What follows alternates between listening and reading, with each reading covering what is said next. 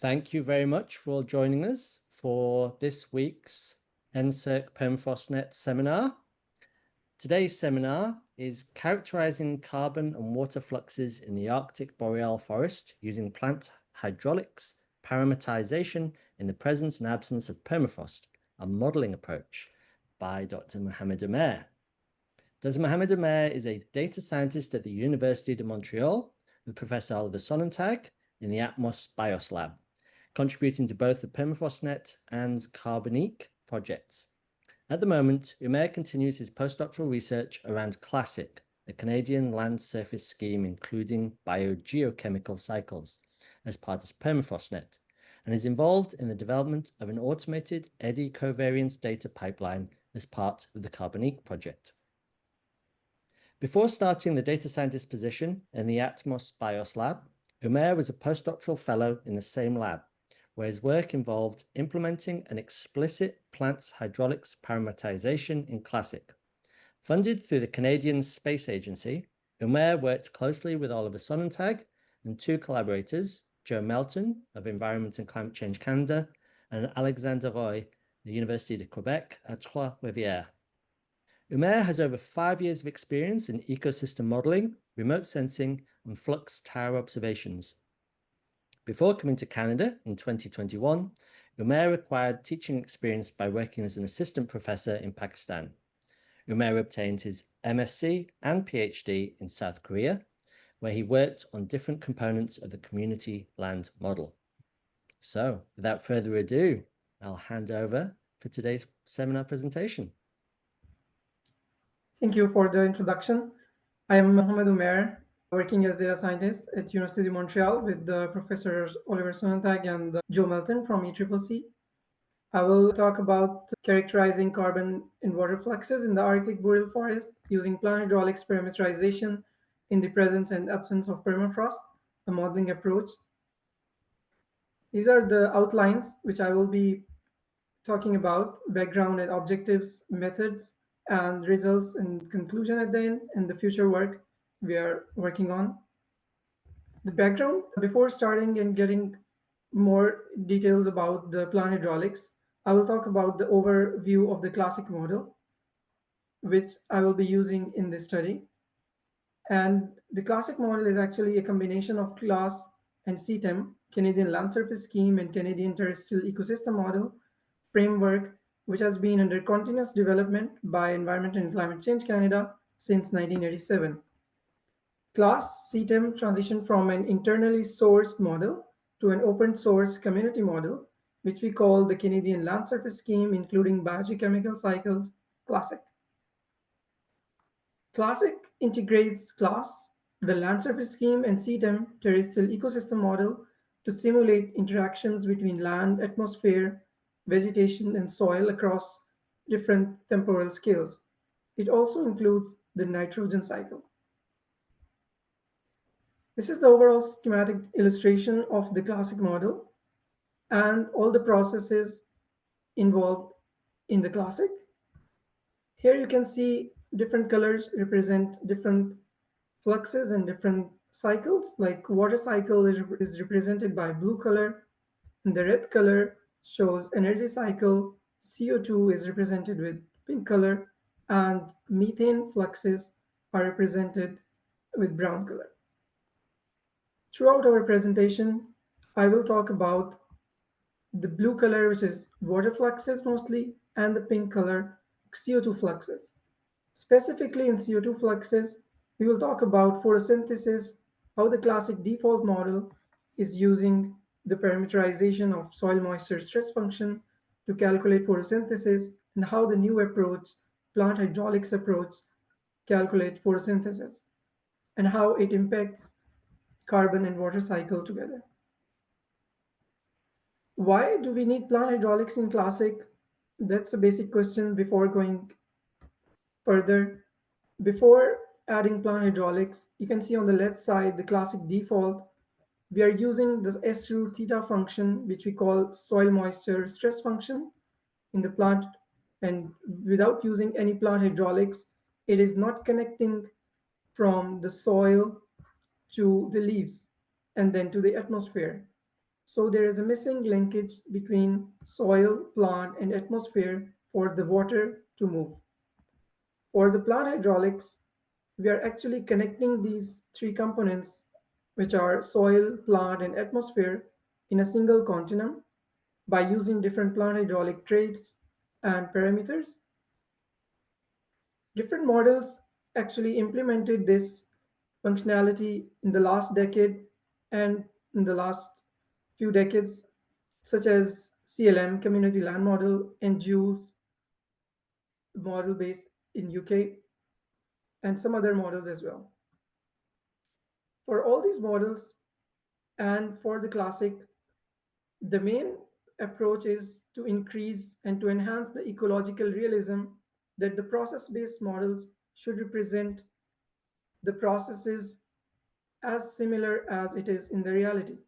So this is more ecologically realistic way to represent plants and soils and how the water moves inside plants, and using the plant hydraulic traits as parameters and different physical equations to calculate soil water potential and leaf water potential and the hydraulic conductances and resistances inside the plant. Different models use this plant hydraulics in different compartments of the plants, but keeping it simple and following the classic development approach, we are using only and taking it as a single compartment from soil to leaves. And we assume here that the root water potential equals to the soil water potential. Some models are calculating the root hydraulics as well, that how the water is transporting from soil to roots, but that increases the overall number of parameters and making the model more complex.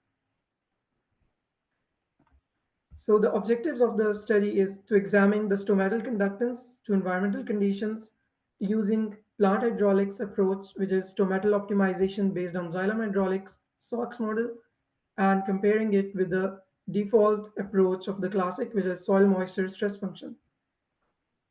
And also evaluating the performance of the CLASSICSOX, which is when plant hydraulics is combined with the classic model, and compare it with the classic default approach at an observation-based estimates of daily gross primary production and evapotranspiration with a focus on drought conditions, while we evaluate the drought condition using Palmer Drought Severity Index.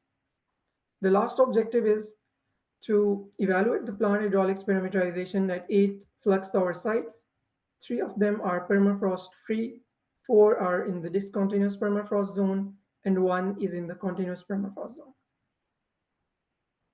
What we achieve by implementing plant hydraulics implementation is the linkage between soil, plant, and atmosphere, which previously was missing, and a trait-based stress response as compared to the soil moisture stress response previously we had in the classic model using the empirical soil moisture stress functions.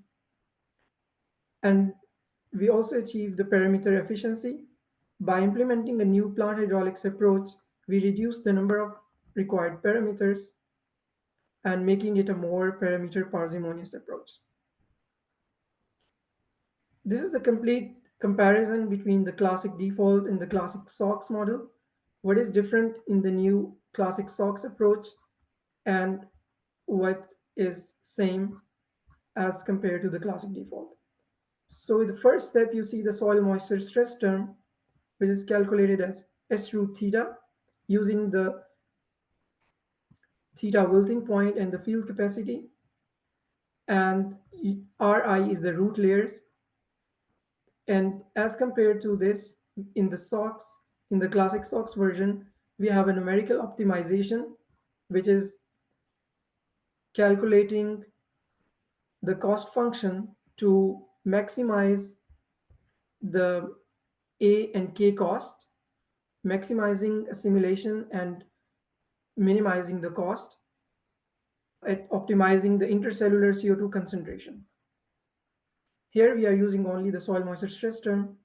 And in the SOX method, we are also using the hydraulic conductance, and how we calculated this K cost, the cost of stomatal conductance is using the soil water potential and the leaf water potential. And here the leaf water potential is calculated using the transpiration and the conductance from soil to leaf. And then we use the same photosynthesis model in both approaches. And further, we are using here to calculate canopy conductance, we are using three parameters. And as compared to this, we have, as compared to the four parameters used in the classic default approach, we are using three parameters, which are psi 50, KSL max, and A. We will talk more in detail about these parameters. And the end result for both of the models are same: net assimilation, canopy conductance, and transpiration.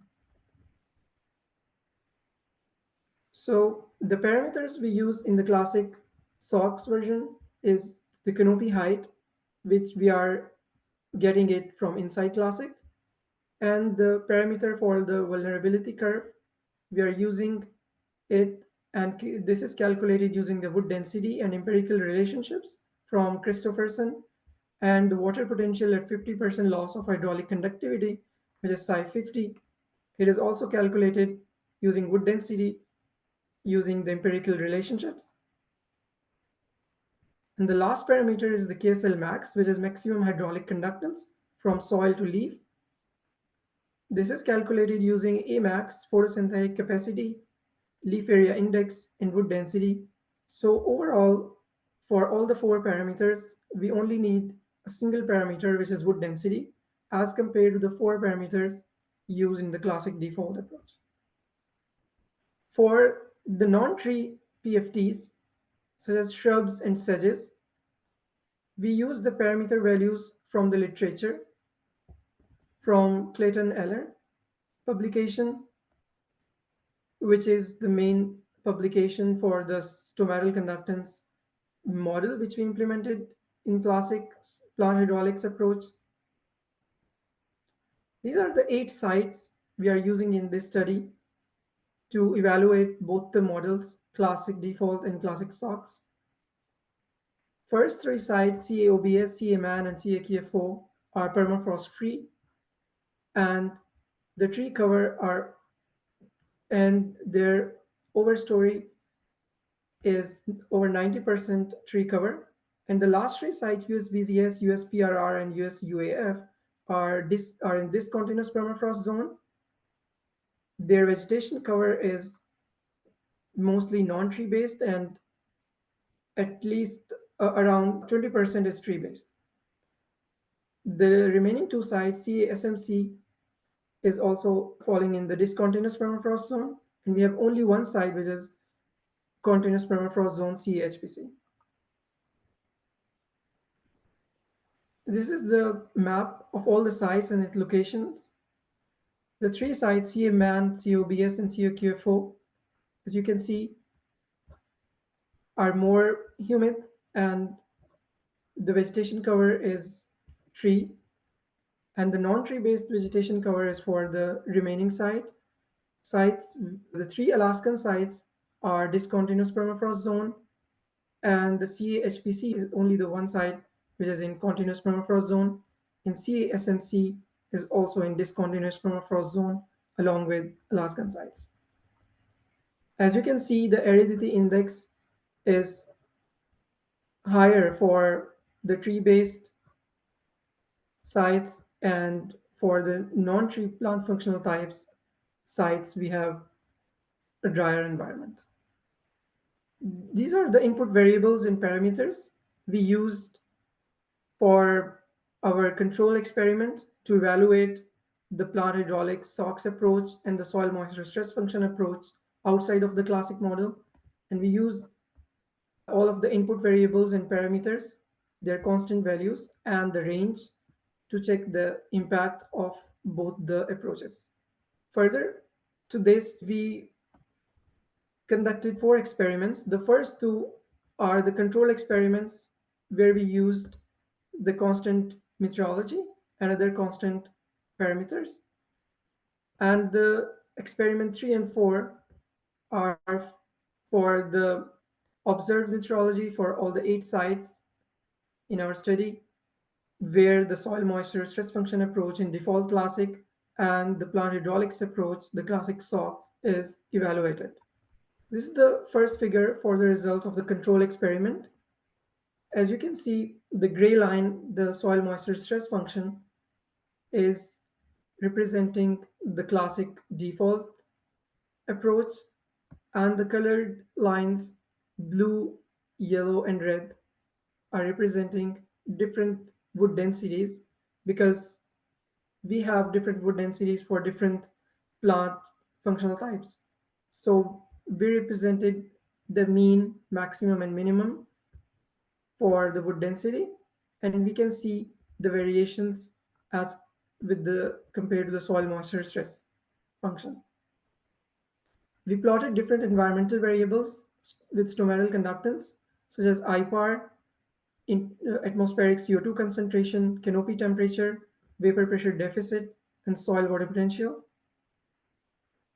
For the first 2 rows, all the subplots are representing approximately similar response, but it is varying with respect to the different plant functional types with different wood densities. So this is, we call it a trait-based response.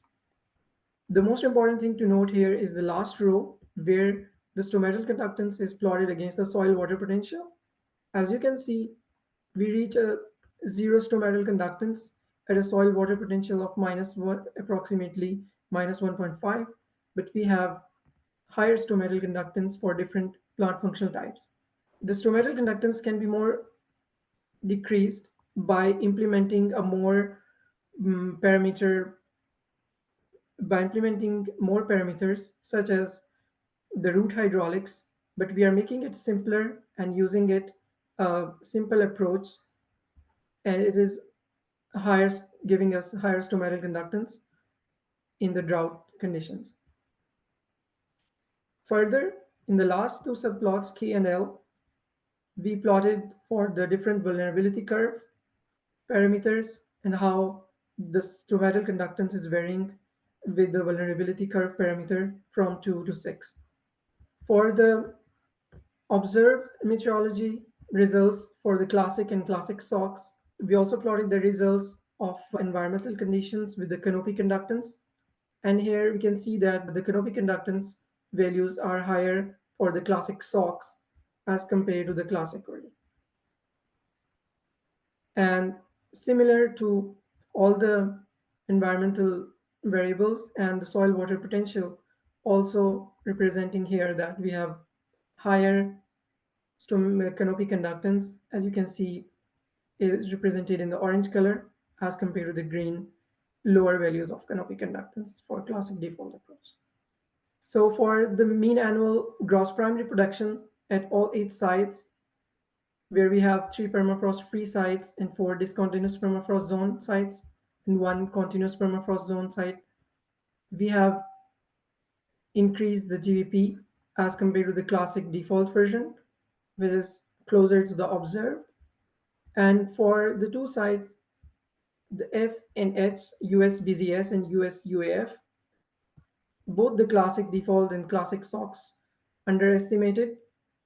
There might be a reason related to the observations, because these 3 sites are very close to each other, US BZS, US PRR, and US UAF, and their vegetation cover is not as much percentage of tree-based vegetation as we have in the first 3 sites.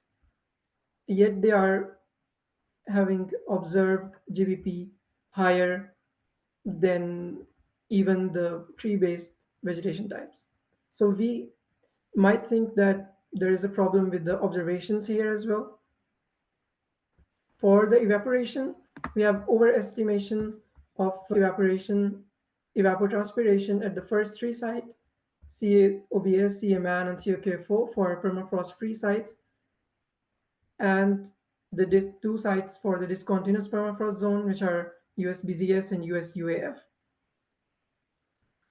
There might be a reason behind this overestimation, that the evaporation is a highly parameterized process in classic, and we likely need to reparameterize it to account for the SOX transpiration behavior.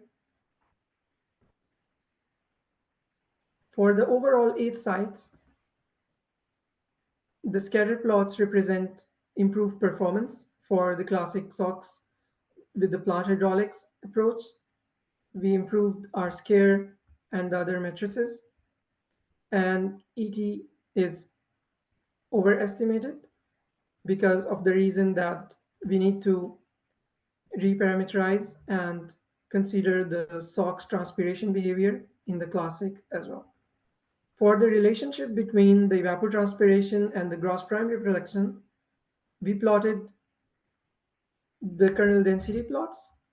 Here the dotted black line represent 1:2. This can also be taken as the water loss in the carbon gain.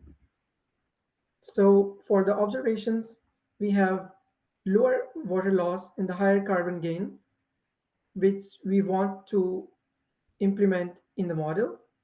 But as far as both approaches are concerned, we improved as compared to the classic default version by implementing plant hydraulics, and we have higher carbon gain, but the water loss is a little bit higher as well. So we improved our scare from 0.42 to 0.49, but the slope almost remains same. Adding to this, we also evaluated the drought conditions in classic default and CLASSICSOX versions, and we used Palmer Drought Severity Index for and implemented it at all sites. For the first 3 permafrost-free sites, we have few periods of drought conditions, and there are 5 categories of drought. You can see from A to E, from incipient drought to extreme drought, and N represent normal conditions and W is the wet spell. For the continuous permafrost zone CHPC, we don't have any drought conditions.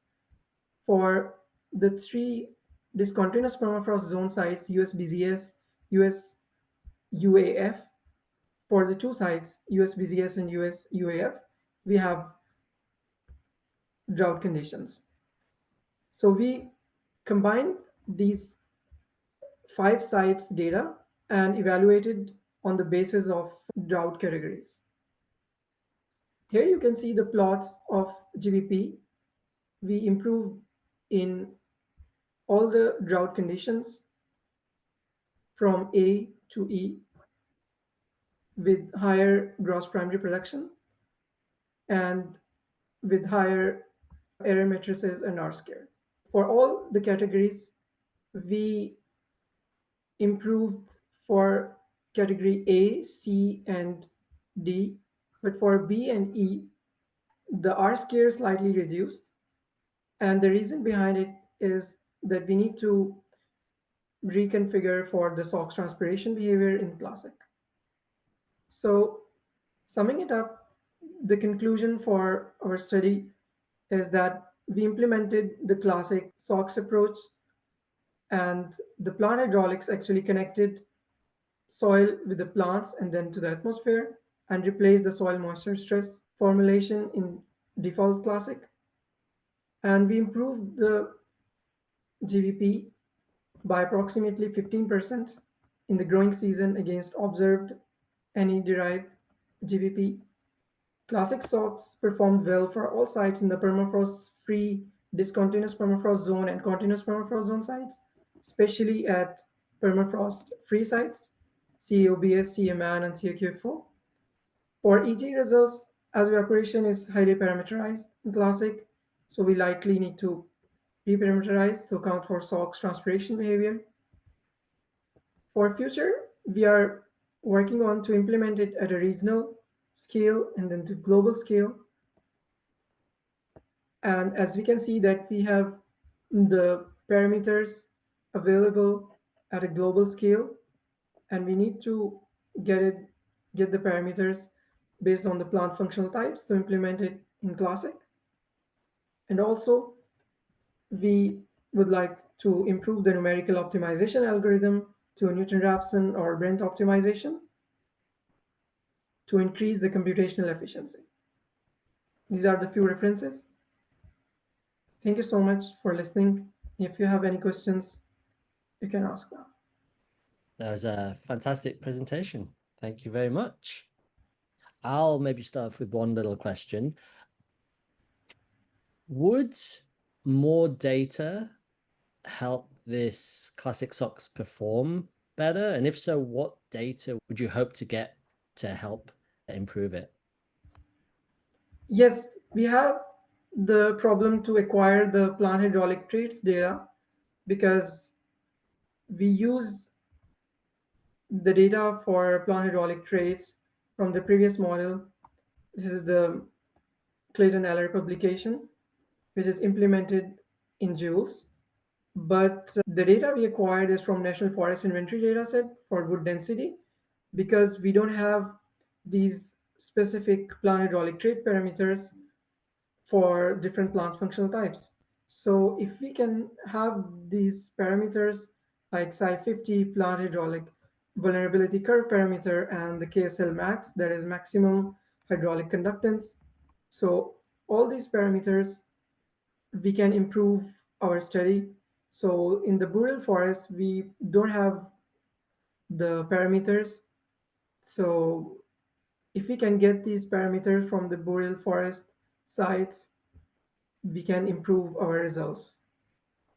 And adding to this, all the parameters already available in different plant hydraulic trait databases are mostly from the temperate, tropical, and very few from the boreal forests. Thanks, Sumaya, for the presentation. Very interesting. You mentioned that in your next steps, there might be applying this to a regional scale. I was wondering just if, to your knowledge, if there was any efforts that had tried this, or would you be, among the first? Yeah, for regional scale implementation of plant hydraulics, I haven't seen any specific papers because most of them are working at site level and using it as a test study to calculate the parameters at site level. And then they are working on it to get the parameters first to implement it at a regional scale. Like we can see global ecosystem scale, plant hydraulic traits retrieved using different machine learning, deep learning models, and also global patterns of tree wood density. But there's not any specific studies came through my research that implemented the plant hydraulics at a spatial scale, at a regional or global scale. But there are progress in this field, I think. All right, thanks. Perry has a question in the chat. I'll read out Perry's question. Could you foresee any particular functional plant types which would influence the hydrological regime, e.g. ET versus base flow and runoff, emissions differently?